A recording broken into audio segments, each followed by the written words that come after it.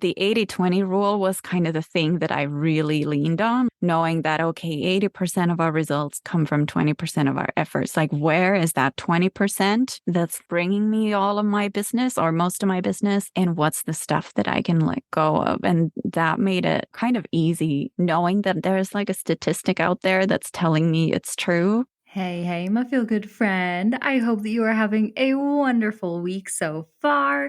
I am super, super stoked to be in your earbuds today because I have a very cool guest. Her name is Jenna or Jenna, depending on if you want the Finnish or the American pronunciation of that. I think that she's okay with either one. But she actually helps women, entrepreneurs, understand their priorities better, manage their time better. Especially, she loves to work with high achievers, which I have realized that I totally am.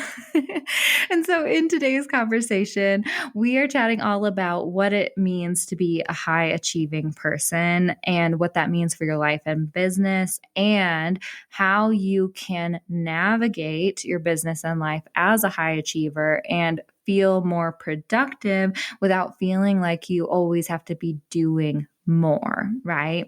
This is an awesome conversation. Like, I don't think I ever really labeled myself as a high achiever before chatting with Jenna about this. But as soon as we started talking, I was like, okay, yep, this all makes sense now. And it's great to be aware of. It's great to be aware of what this means, and also like what that means about like how you navigate the world in your business and how you can start navigating the world in your business in just a little bit of an easier way, right? I think it's so great whenever we understand more about who we are as people and we can take that information and move forward in our lives in a way that's just more informed, and then possibly start doing things just slightly differently to make our lives more enjoyable and easier, right? So long story short, that's what we're chatting about with Jenna in today's episode. It's wonderful. I love our conversation. I can't wait to share with you. And just so you know, Jenna did interview me for her podcast, Building Balance. So after this episode, if you enjoy the conversation, definitely head over to her show and check it out. I'll try to link everything in the show notes below. And once again, if you do enjoy this episode, if you want to take a screenshot and share it to our Instagram stories, we would absolutely adore you. Make sure that you tag me at Feel Good Social and Jenna at the Jenna Hellberg, which I think I totally messed up the pronunciation of her last name.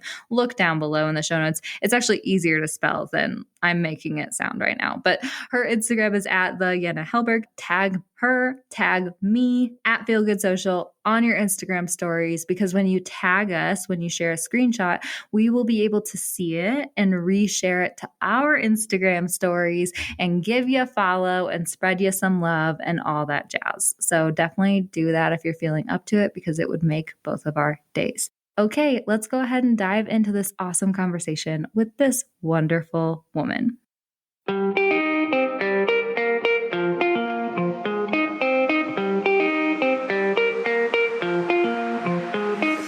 Hey, friend, and welcome to the Feel Good Social Podcast.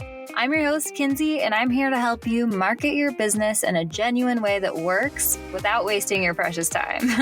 On this show, we chat about social media strategy and mindset tips with a focus on, you guessed it, feeling good. So sit back, relax, and enjoy some genuine conversation for the good of your biz. Real quick, have I invited you to join the Feel Good Social Club yet? Oh man, my friend, I would love for you to check out our new monthly membership for down-to-earth entrepreneurs who are ready to create content with ease, actually show up and strategically market your business online every month, and also make friends with rad down-to-earth entrepreneurs who are just like you, who get it, who are in the posting trenches with you, and who are ever ready to give you a friendly air high five or kick in the accountability booty whenever you need it.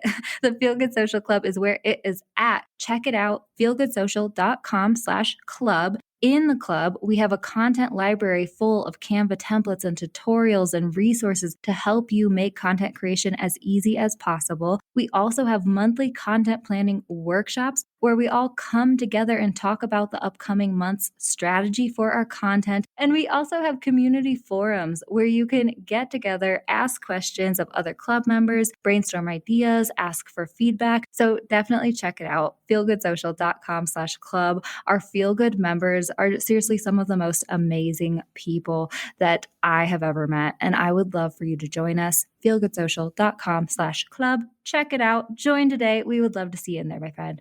All right, let's dive back into today's episode. Hi, Jenna. I am so excited to have you on the Feel Good Social podcast, lady. Thank you so much for coming on the show. I'm so excited to be here. I'm excited that we got to do this so fast after talking about it. Oh my gosh, you guys too. Like Jenna and I have been trying to get together for a podcast interview for probably 2 months now or something. And we've both been traveling and all over the place. And literally today I messaged her on Instagram. I was like, can you do it soon? She's like, sure.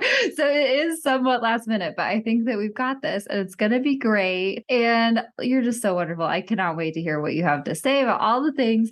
But to start out, I always like to ask people, I did introduce you just a little bit in the intro, but I'd love to hear from you. Who are you? What do you do? Who do you serve? Okay. My name is Jenna Hellberg, or Jenna Hellberg for the English speakers out there. I'm a Finn living in busy Silicon Valley, and I have a documentary family photography business, and then I have this coaching business. So my coaching tends to be a good fit for high achievers or high achiever business owners who want to make progress, but they feel like they've reached a limit of some sort. So usually they have a steady-ish stream of income or clients, but they maybe work 10 to 14-hour days, or they don't have time for the creative stuff or for the updates they want to do, or they just don't have the motivation or the energy to tackle everything that their business now kind of requires of them. So I kind of help them find the solutions to what's most pressing for them in that sort of area. Oh, I love that so much. And I'm over here yep. Jenna and I were laughing because I believe I'm going to be a guest on her podcast, and she's probably going to be coaching me through some things, you guys, because I feel that so hard. But I also love what you do with a focus on, I help them understand what is most important and what's their priority and what they should be focusing on. Because, oh man, that is something that I think almost every entrepreneur has to go through, right? We start out our businesses trying to do all the things and then, realize that we can't do it all in a softer way. Or if you're like me, hit a brick wall, realizing that you can't do it all, right? So that is so, so relatable. But before we get into all the high achieving stuff and the productivity stuff, I always like to ask people, how did you get started doing this coaching and all that stuff? What's your journey looked like? Oh, my journey begins. So we've been in the US for 10 years now, but before that, we lived in Finland. I worked there as a vocational psychologist. So I was helping people find a career that suits them, basically. And, a regular job with regular hours, weekends off, very predictable stuff. And then we moved over here and I wanted to do something creative. I didn't want to do the psychology thing anymore. I would have had to do extra training and stuff here if I wanted to do that. So within a year, I started my photography business, and, within a few years, kind of burned out. So I've kind of always seen myself as a productive person, as someone who gets things done. And then a few years in, that kind of started slipping. I was having clients coming in, but it got to a point where I had sometimes when I'd head out for a session, I felt resentful that I had to go do the session because I had so much marketing and so much all of this other stuff I had to do. And of course, I I was doing all the stuff to try to get sessions. So like it didn't, make sense anymore that like feeling resentful of getting the thing I had wanted, right? But like that still didn't feel like a big enough problem for me. I was just trying to push harder and trying to get everything done. And then kind of alongside this, there was like a year where I had really bad nighttime headaches. I would sleep for like an hour or two on one side, and then I'd have to turn around because I because I had gotten like a headache on the side where I had my head. And it's still like it wasn't until I was sleeping maybe like 3 to 4 hours a night when I was like, I guess I need to go see a doctor. Like, because I was too busy to go see a doctor. And, I just needed to like sleep better, perform my sleep better. Right. Mm-hmm. So when I went there, I had at that point, like, it's not feeling so good to sleep. But like it had to get that bad for me to go to the doctor. And then she sent me to a physical therapist who was like, yeah, like the all the muscles and the soft tissues around like your head, your neck, shoulders, all of this, it's just so tense that even when your head's just resting on a pillow, it's too much pressure like on all of that soft tissue. And that's the problem. So I like per doctors and physical therapist orders had to make time to take care of myself. I had to spend less time by my phone, by my screens. And yeah, that was kind of where things turned around because I had to go see the physical therapist like every few weeks, and she would know if I didn't do the exercises. She could tell, right? Because she could just poke at my head and be like, no, this is not improving. So I was a bit panicked at the time. Like, I have to somehow do less, but like, I need to make more money. So I, I had been kind of obsessed with minimalism and decluttering for like years and like organizing since I was little. So I figured maybe I can use some of these like minimalism rules and things to my business also. And that's what I did.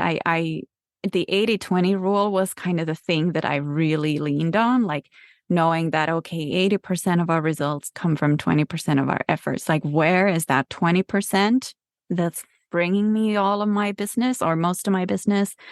And what's the stuff that I can let go of? And that made it kind of easy knowing that there's like a statistic out there that's telling me it's true, like trusting that there's going to be like dead weight that I can just chop off. And yeah, I found all of these tasks that I could just stop doing or do much less of, and my business didn't come crashing down. So that was great. I was sleeping better, doing things in my free time that I hadn't done for a long time.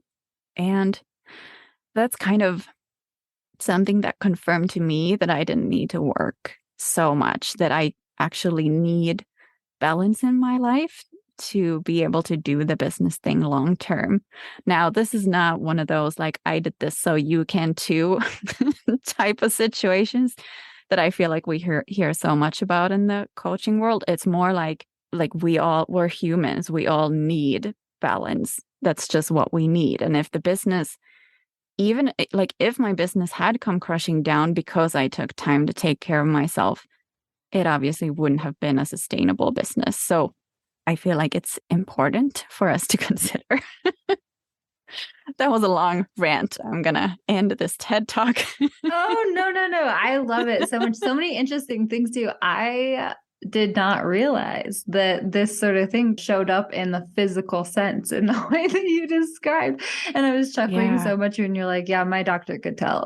Like, because that's totally like would be what I was thinking. Like, oh, okay. I mean, it's fine. I'll just like fib and say I did it like so often. And then she's like calling you out. It's like, oh, okay. So this is for real. Like, like a physical Yeah. thing that you can't lie to her or anything like that. But man, lady, so interesting and so inspiring too. And I think it's very, very relatable. A lot of like the stuff that you said, I find myself, it's something that I've gone through, something that I still Mm. struggle with, definitely in different ways in my business is like especially for new entrepreneurs, it so often feels like go, go, go, gotta work hard, Yeah. gotta get this done, and then it can turn into the snowball effect of, oh my gosh, if I can't let go of any, of steering this way or that way or anything, or else it'll all just like crash and stuff. But usually it doesn't. And I love the caveat that you put in there too of, you know, it's not like cookie cutter. I'm not saying that exactly Hmm. my story is perfect for everyone, but Yeah. it's stuff to think about and figure out how can it work for you and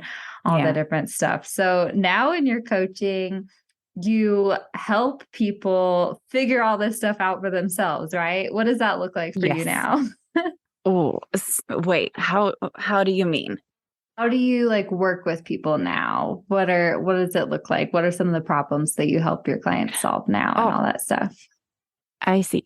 So, there are kind of two types of people that come my way. There's like the business owner who has like this situation where they have so much to do in their business that either they don't have time for life outside of it, or maybe they do have time for life. Like they have fairly good boundaries of how much they work and then they do other things, but it feels like within the time they work, there's no kind of wiggle room if they would need to make more money or if they need to bring in more business.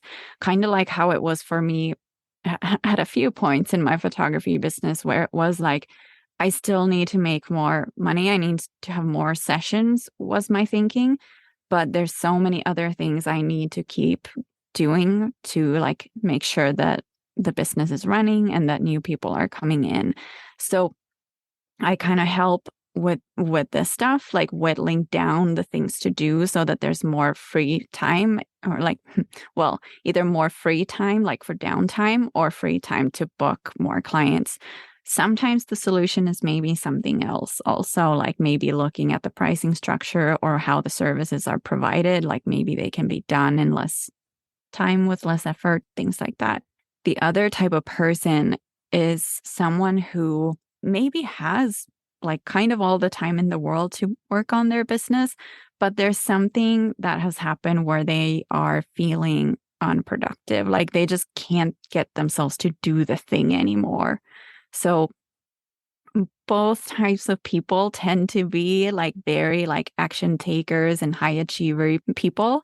So it's really hard when suddenly there's something like this that you can't figure out. Like, why can't I make myself do the thing? Or why can't I make myself take time off? Or why can't I just figure out why there's so much in here?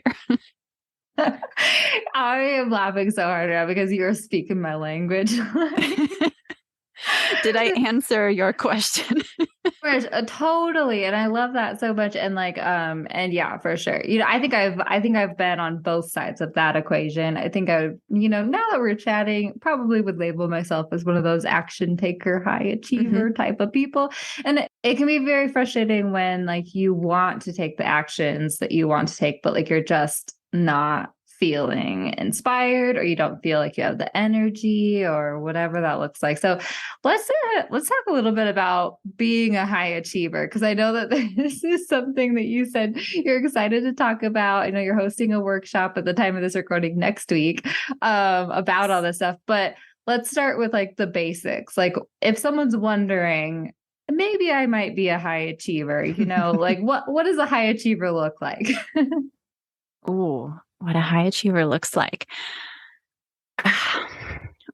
What I notice is that we often identify as a high achiever or, as an action taker, productive person, someone who gets things done. So we've tacked that on as like part of our identity. And like, this doesn't mean that like you don't have these lulls of like, I can't get myself to do the thing.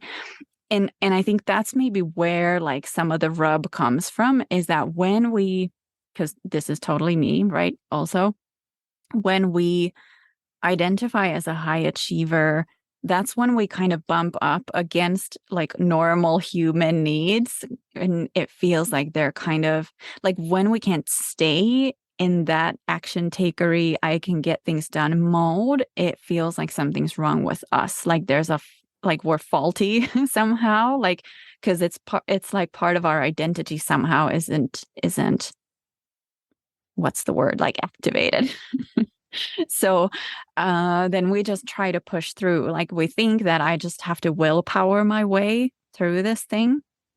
I have to have more self-discipline. I have to like find motivation somewhere. And what I've noticed in my life, but also when I started thinking about things, when I like stepped back from the business stuff a little bit and I started thinking with my psychologist brain and then just as like a practical Finnish person, I realized that there's just like being productive, it's not a piece of our identity really. It's a general human ability that's accessible to everyone, like when sort of the right conditions are being met, or it's dependent on a lot of different factors. So part of it is the motivation, like kind of our drive to do things, our resilience when it comes to challenges, but that's only part of it. The other parts are just our well-being. Like if we don't feel well, we can't do well. And then another part of it is just like the design of our business or our life too, like the routines and the structures and the systems that we have in place and how supportive they are of the things that we want to or need to do. So I think that is like one really significant piece of being a high achiever is like we've tacked it on as an identity piece. So when we can't achieve, we feel like there's something wrong with us. And then we don't look past that to see like, what could I actually do to support myself so that I could again be productive? Not that being productive is the end all be all of all things, but you know, it is what we want often. Oh, I love that so much. And I love too, exactly. Like okay, you know what I just compared it to in my head a little bit was perfectionism, right? Yeah. Because that's something that a lot of people take as like their identity trait in a way, and they make it mean something about them. And I haven't really ever thought about high achieving in that way, but it's so true. Like when I'm not able to like when I just don't feel the energy to be able to do things, or when I'm not able to like complete the things that I want to complete and stuff like that, it does feel like not just like I'm not able to perform. It feels like I myself am like slipping in a way. Like, oh Right. my gosh, I'm losing Exactly. myself. Oh my gosh, I'm changing. It's like scary because I feel like I'm changing as a person. And oh my gosh, like, and then it gets snowbally and stuff. So that totally made sense to me. Yes.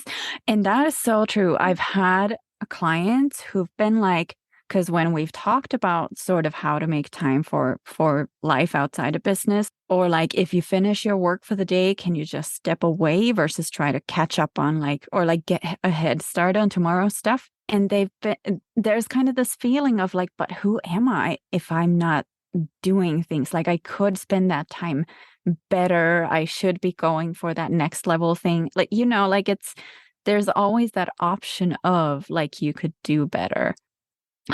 This is like one of the things that is very much part of like the high achiever experience because we grew up like in school or even in regular jobs learning that there's always like a next level. There's always something more you could do. Like if you get an A or a 10, if you went to school in Finland, but we have a different scale.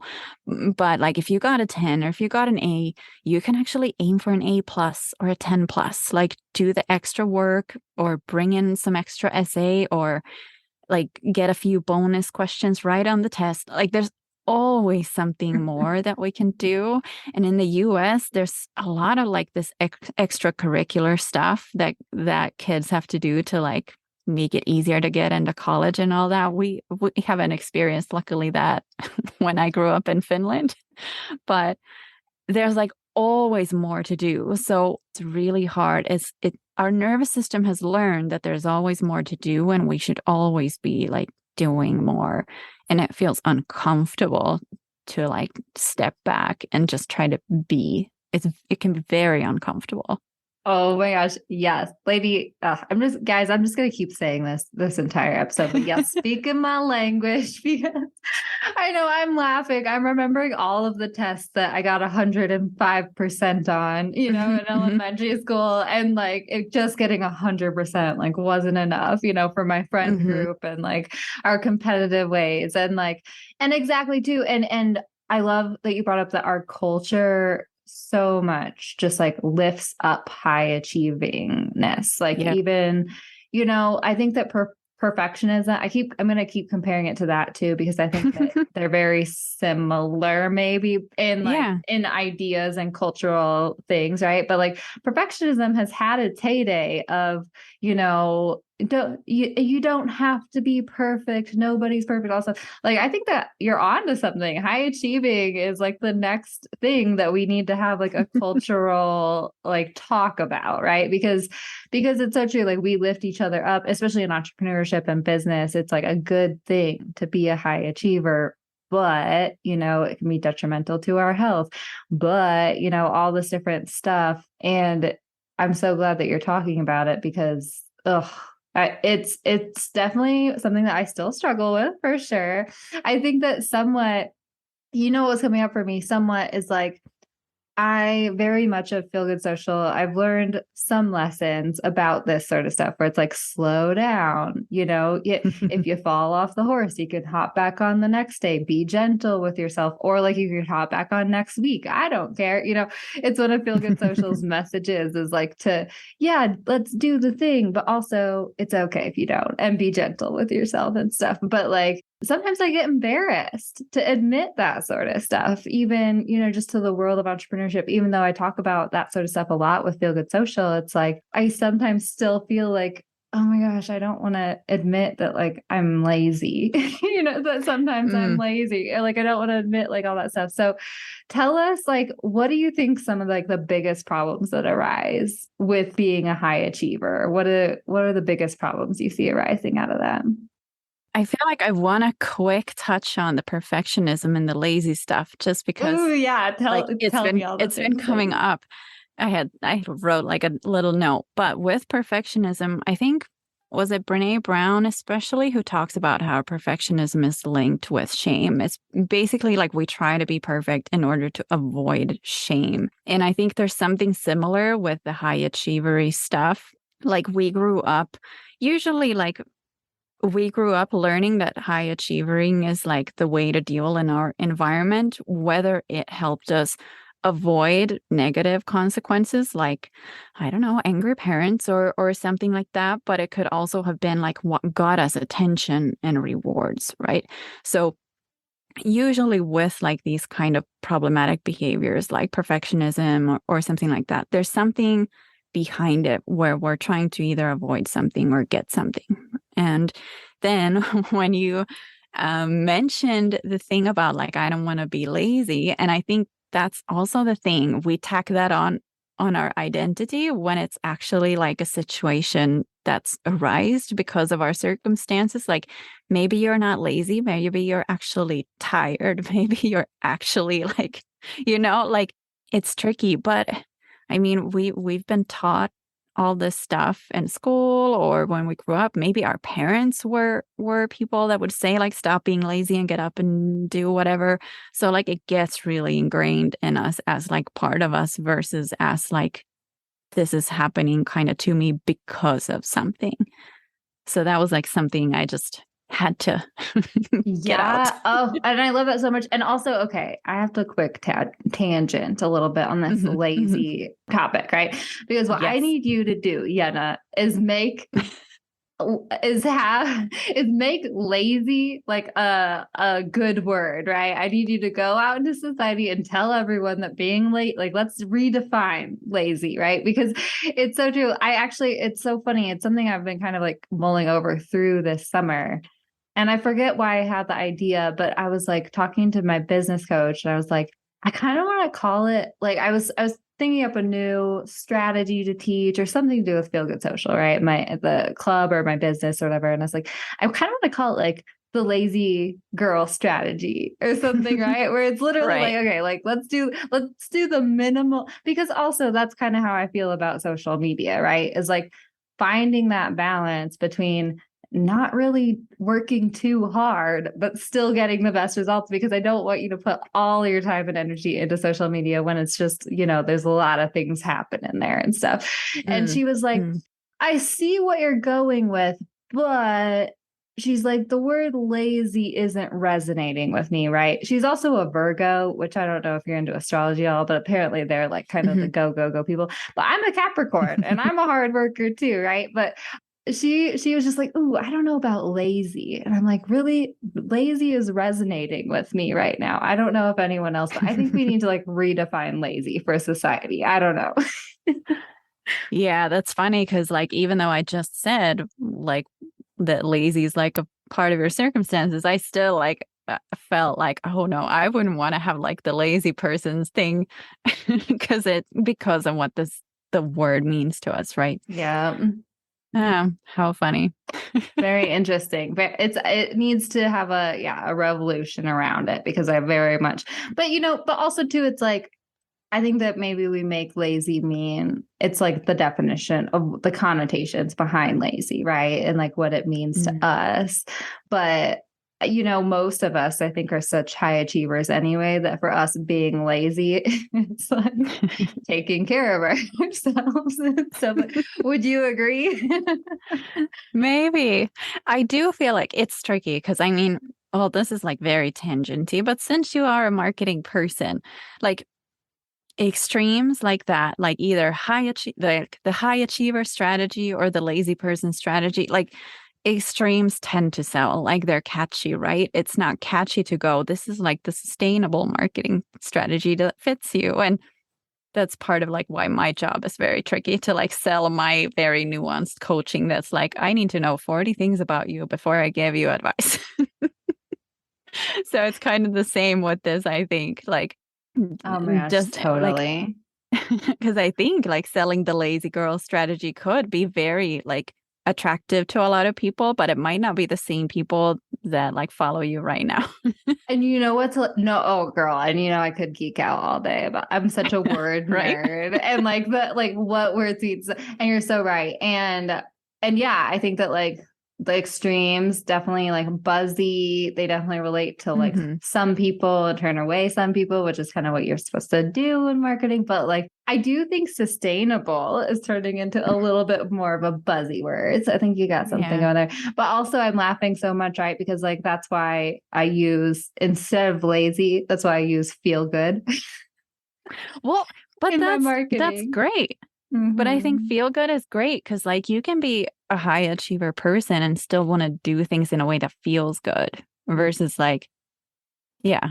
Because lazy will be like, but I don't want to just like stop. Like, I don't want to just phone it in, you know? Yeah, and there's a reason that I listen to my business coach's advice, which you're like, no, probably not. Because like, fine, you're right. I think I was just feeling like extra tired that day too. I was like, I feel like I want to be late. We should own lazy, right? Do you know what your brand vibe is on Instagram? I have a new fun quiz that's just for you, my friend. I, of all people, know how hard it is to figure out how the heck you're supposed to translate your brand to the gram. And with this quick 7-question quiz, we will help you hone in on your brand's personality, voice, and visuals so that you can show up consistently and create content that looks beautiful and feels on brand for you. This quiz is so awesome. It's been a long time coming, and I know that you're going to have a lot of fun with it. Plus, the results will help you show up in the best way for you. If you'd like to check out our new brand vibe quiz, just head to feelgoodsocial.com/quiz. Pretty easy. Head to feelgoodsocial.com/quiz to find out what your brand's vibe is on social media and start showing up there for your brand. When it comes to being a high achiever, let's just Yes. chat about some like the biggest problems, I guess, that you see arising from someone with those tendencies, who is me and many audience members, I'm sure. And like me too. This is why I'm very intimately aware of these things. So uh, maybe like the biggest one is that we've been like wired to think that putting in more time and effort leads to more results, right? Like in school or in a regular workplace, doing more, like putting in more time, like you could get better grades, you'd get overtime pay, you get bonuses. Like that's just something that we've learned. So when we try to solve like challenges and things in our business, we also like throw more at it because like that's how our nervous system has been wired. If I just do more, and it doesn't help that hustle culture, like the online business space in general, kind of amplifies this. But I think also like so many are in it already that like they're also like they're just going around in that cycle of this experience and not like seeing out of there. I mean, you see is like some of these big names hustle really hard and then suddenly they're on a 6 month sabbatical and then they pop up again and like hustle. And I think that's part of what's happening is that they've crashed and burned and then they go on a sabbatical. But there's a difference in like, do you have to take a sabbatical or do you choose to go on one and like actually feel fine when you're on your sabbatical? But yeah, I think when we like hop away from school and regular jobs and come into the business space, we're still acting in that same way. So we're expecting that if we just do more things, if we just put in more effort and time, that's gonna grow our business. That's what's gonna bring us results. But I think we have to differentiate between like doing more and like seeing more results because we can see more results by just focusing on a few key things like I mentioned the 80/20 rule before, like generally on average, most likely like 80% of our clients or our revenue already come from just 20% of the things that we do. So if we can hone in on those few things that are actually making an impact for us, we could even double down on them and still just be using 40% of our time versus from that 100% that we were using on everything else. So we could like in theory be doing a lot more or getting a lot more from a lot less time. It of course like takes experimenting and figuring out what those things are, but generally it this is what I've noticed with the people I've worked with that they don't actually need to be doing all the things. It's just our nervous system has learned that this is what we do. This is what we do to get what we want. Oh, I love that so much. And okay, this may somewhat be a side question, but at the same time, we're on the Feel Good Social Marketing podcast.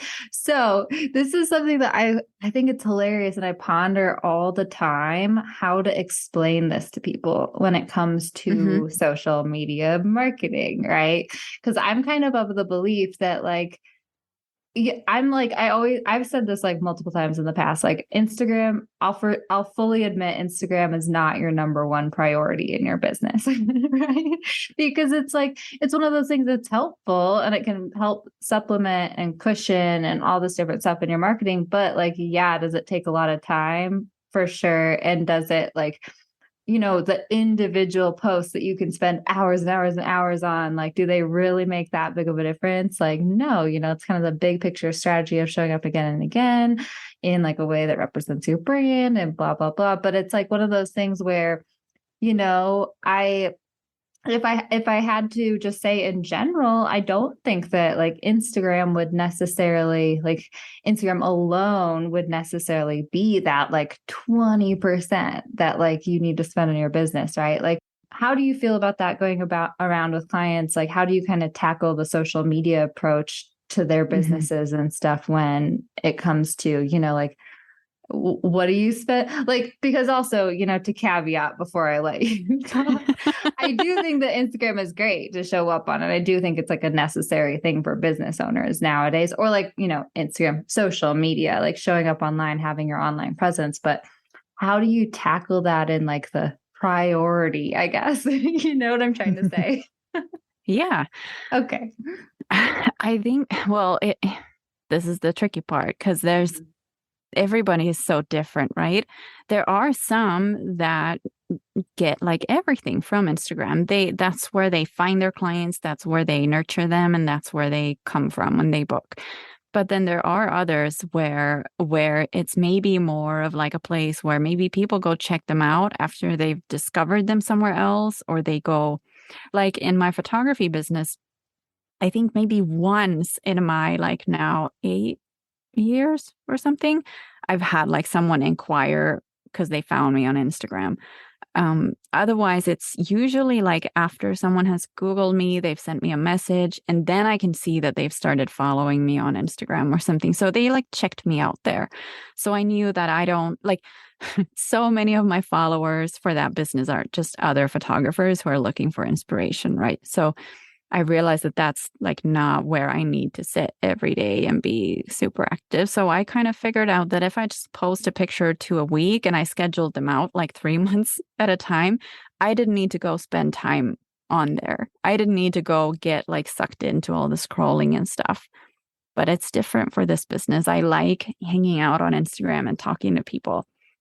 So I think it depends so much on like where someone's clients are coming from or sales are coming from, and then making like if Instagram isn't the main thing, but even if it is the main thing, so helpful to have like templates and stuff, like you don't have to spend like hours just deciding what like a graphic should look like. Those kinds of things, that's very helpful, and that's why I like Feel Good Social because you have all that stuff. Huh? Woo, I need to woo. dig into all the things still because I'm new in there, but I think that's very helpful. Or thinking about like repurposing, like my main content place is my podcast. So I'm trying to be like, okay, what's going on in the podcasting? Can I just like pick something off of there to post or talk about in my stories or in my feed? Just to kind of to repurpose as much as possible, to have everything like templatized that can be templified so that like the time we're spending on there is not like the frustrating part. I think Yes. is Oh my gosh. important. I love it. I love it so much. And Yenna, I feel like we're so similar too because okay, and to bring it back to the high achieving stuff just a little bit, Hmm. right? Like I'm laughing because I think we've had this conversation before where we get into the repurposing thing and like, okay, well, I have the podcast. It comes out once a week. I can make all my content about like the podcast episodes. I can talk about this that has to do with the podcast topic. I can present tips. I can tell a story. I can, Hmm. tell a customer testimony. I have all this content I can create out of my podcast episodes. And then when I'm laughing at it because then when, I have a crazy summer like I've had, or like I'm planning a Hmm. wedding like I've been doing, or like whatever, then when I don't have time to do all that repurposing, even then I still feel like guilty or feel like I'm wasting a podcast Mm. episode or like I'm not achieving enough with like that sort of thing. And I think it's so funny. But like, so that's been kind of a big thing for me is like learning to like let go, okay, well, I didn't really post as Mm. much about the polls feature, which was last week's episode, as I could have on Instagram. I don't even know if I really posted about it at all, but it was a crazy week. I could let it go. That episode is still worth it. And who knows, I can use it in the future or something, right? But that was like Yeah. a tough one for me for sure. Yeah, I noticed definitely in the past few months because we've been on vacation and then there's been a bunch of travel. Our dog had surgery. I went to Finland. Like there's been a lot of stuff going on. So I've kind of just let that go. Like I've had all these thoughts of like now I'm gonna make sure that I always have this and this post going out for every episode. And I'm just like, it's fine. My grid posts aren't like seen much anyway. And if I share some of my thoughts in my stories, a lot more people are engaging with those. So like it's okay if I don't just keep stuffing like the news feed, a news feed. Well, news feed also, but like my feed with stuff if like it doesn't if it feels like I have to force it, right? Like that's not really what's going to get me clients. The thing that I now like make sure that I have a post for every podcast that has something, you know, related to it. Like that's not going to make or break things. Yes, yes, yes, yes. Like redefining. Exactly. Oh man, so many like reality check cards that I pull out of my back pocket every week. Like how what is the priority? What makes the most sense? What is actually driving like the driving force behind my business? Like, is the fact that I didn't post about this podcast episode like the most important thing in the world? No. Okay, let it go, Kins. And I love that you Mm, have been focusing a lot on Instagram stories too lately, because that's what I've really been enjoying through my summer too. yeah. Well, I do. That's something that I forgot to say that I do have kind of like these non-negotiables, like if I'm a guest on a podcast or if someone is a guest on my podcast, like I make sure that I do post about that, like also in the feed because I feel like I owe it to the person who like took the time, so I make sure it's on my feed. I make sure I send an email out about it. Like there are some things that I really hold on to versus others where I'm like, it's fine. It's kind of an ego thing to have to feel like I have to have all my smart thoughts on Instagram every week. Like it, like I love sharing my stuff, but also like it's on the podcast if someone's like really into my stuff. And on the podcast, they get all the nuance too that you can't fit into those little captions there. You're so right. And I do the same thing too. I'm laughing, right? Because I'm like, yeah, I always like make sure. I think also it's like, guys, if you're ever a guest on a podcast, please do your best to share the episode, because as podcast hosts, both of us, we totally understand like how much work goes into it and all that stuff. So I totally feel you Mhm. there. But yeah, you're so right. So okay, yeah, this is perfect. Like, let's get into what are some of your favorite like tips for high achievers, right? Like when it comes to like coaching people through, like what are some of the big aha moments or those tips that are super, super helpful? One thing that comes to mind is since we talked about perfectionism, is that as high achievers, we might have a tendency to feel like we have to have it all figured out before we implement, before we try, before we do. And like it has to be perfect. Like I need to make this plan and then that's what I'm going to stick to forever. That's going to be the thing. So to not be like scared to just put in place like one boundary, like I don't work past 6 p.m. or something, like just try like one thing at a time. It might feel really small for a high achiever to be like, that's it. But that's like one thing that I would say is to try and go against that tendency because it can be surprisingly hard to even stick to that one thing. And that's maybe the other thing that I talk about with most of my clients is that when you do step away from your work, it's going to feel uncomfortable usually. And it's not just that it feels uncomfortable. It's not like self-sabotage if you feel drawn back to work. It's because when everything in your body has been wired to always take action, if you suddenly step away, it feels very uncomfortable because your cells have to like learn a different way to be. Like that's kind of the tricky part there. And then if you're doing something like, I don't know, reading, yoga, meditating, and you get a thought of like a work thing that you should do, or you feel like, oh, but I'm just going to take care of that really quick. When that thought comes to you, like the brain is wired so that everything in you instantly activates is like, okay, let's go do it. Like it happens in like milliseconds, right? Like it's just so instant. And before we know it, we might like be at our laptops replying to that email before we're like, wait, I was doing yoga. Like, how did I get here? So to know that that's perfectly normal, I think has been very like helpful to people. And there's been some research, I think it came out, was it 2019? Where they found that when we're trying to break some kind of habit and replace it with a new one, it takes about a year for that new habit or that new action to be like as strong as something that's already been established. So And the tricky part there is that it can take up to a year, or like it depends also on like how often you get to practice that behavior. What, right? If it's just once a month, it's not gonna, you know, but if it's like a daily thing, that year is probably pretty accurate. And the problem there is also that the old pathway in our brain, the one to that old behavior, it also doesn't go away. It's still there. So whenever we're like tired or feeling rushed or frustrated or something, we're hungry, like, and we're not paying as much attention, we might accidentally go down the old road. And it, there's like an example I like to share where I had moved my socks. They were in a different drawer in a different room. Like my socks used to be in our bedroom. Now they're in the walk-in closet. I think they had been like that for like 6 months. And then one day I had to rush out the door and I realized I don't have socks on and I wanted to wear sneakers or whatever. So I rushed to my bedroom and opened the drawer where like my jewelry is now. I was like just staring at them for a while, like, where are my socks?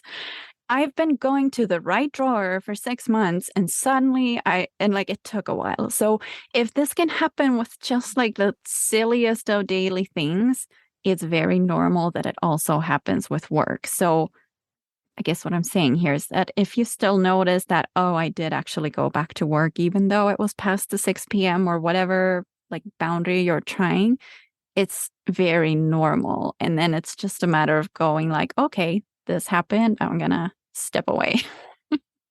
Yes. Oh, and I think that's so helpful for people to hear. And I love that you like kind of describe it as like like your cells even like it's just like so instinctual when you do have a habit like that. And like, and especially too when that habit is linked to something that like a belief we have from like childhood or something, right? Which is kind of what I'm thinking like a lot of the high achieving stuff like links to and stuff. But like I totally feel that. And I do think that this is something that it's so hard for people to understand is like like I think a lot of us like to think in like shoulds and shouldn'ts and like black and white and like this or that, you know what I mean? And so it's hard to, we feel like failures when like all of a sudden like we try to set a boundary or we try to change our habits and then all of a sudden we go back like the old or we slip up, right? Or like we fall off the horse, right?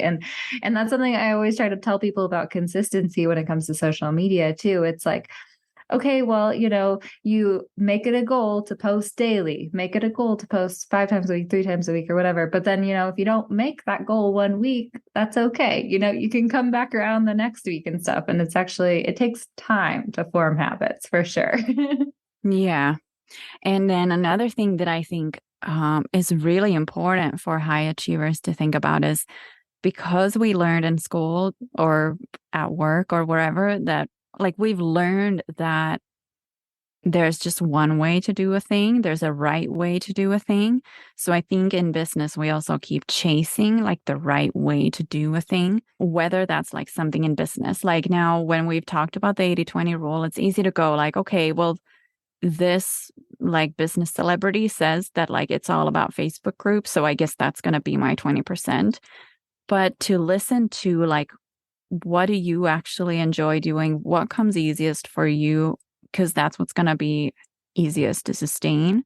And to listen to that, like when you feel like maybe I don't want to go live on Facebook every week, like because there's a lot of coaches out there who will just say it's a mindset issue. And I don't believe so. Like I think it can be like we can be nervous about those things, but we might also just internally know that this is not for me or this is not working.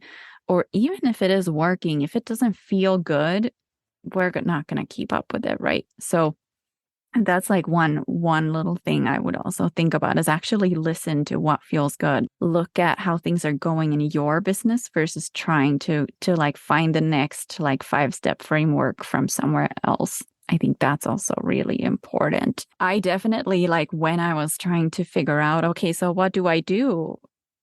What do I do for self-care now? Like, when I needed to start taking care of myself, self. So I went like deep down rabbit holes on YouTube, and there was like this trend, or like it wasn't called it at the time, but there was like this thing that's now been called, like, I think the that girl trend, where like just everyone was posting their morning routines of like, I wake up at 5 a.m. First, I do this protein shake, and then I go to the gym, and then I do meditation. And like everyone was doing kind of the same thing and just posting videos about it. And they had millions of views, and it was just like a thing. But like, if you don't feel good meditating, or if you don't want to wake up at 5 a.m. to go to the gym, like again, it's not going to be sustainable to follow someone else's like proven morning routine if it doesn't suit you as a person. So that's also something I would keep in mind. Yeah. Oh, I love that advice, lady, too. Like, listen to what feels good to you, right? I love that so Oh, much. yeah.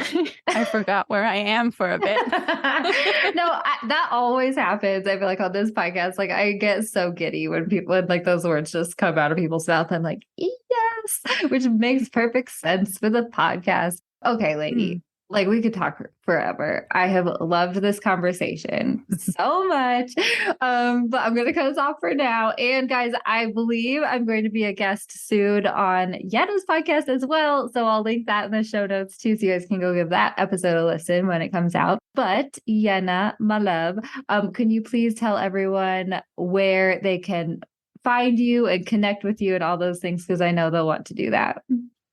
For sure. So I'd be really happy if you came over and say hey on Instagram. I am the Jenna Hellberg, or the Jenna Hellberg. And then I'm recording a training on like these high achiever problems. There's like 6 main ones I want to talk about. So I'm going to do a training on those 6 high achiever problems, and then like what we can do about them. And it should be available by the time this episode airs. I'm going to put it on jennahellberg.com/resources. You'll find it there. You'll either be able to, or well, you can choose whether you want to watch it or if you just want to listen to it on the go. I think that's enough stuff. Okay, probably, yeah. And we'll link everything in the show notes below too. But it's been so much fun to chat with you. Is there any, final word of advice or anything you'd like to say to everyone listening? Well, one thing that comes to mind is that as high achievers, like I talked about in the beginning, that share part of what we need as motivation, but we also need like balance. We need a life, and we need to have those systems and structures in place that support us. I would say as high achievers, we're probably most likely neglecting or like overlooking the balance part, the having a life outside of business part. So that's maybe where I would start is looking at like where can I like pull back a little bit and do something that actually recharges me. That's maybe where I would start. I love that so much. And it's something I needed to hear. And I'm sure a lot of others out there needed to hear too. So thank you so much for coming on the show, lady. I've so enjoyed the combo. Thank you so much for having me, Kinsey. This was so fun. Thanks so much for listening, my friend. For show notes and a whole lot of other awesome freebies, visit feelgoodsocial.com. Simply go to feelgoodsocial.com for all the goods.